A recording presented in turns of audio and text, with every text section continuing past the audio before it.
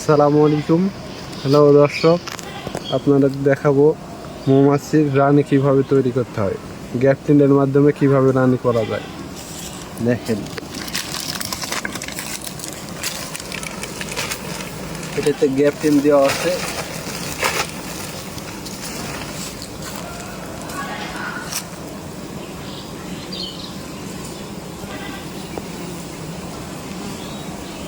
এই যে দেখেন,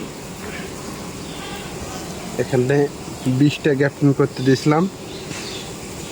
20টার মধ্যে অনেকগুলাই হয়েছে, প্রায় 18টার মতো। এগুলো নষ্ট করে দিছে। এই যে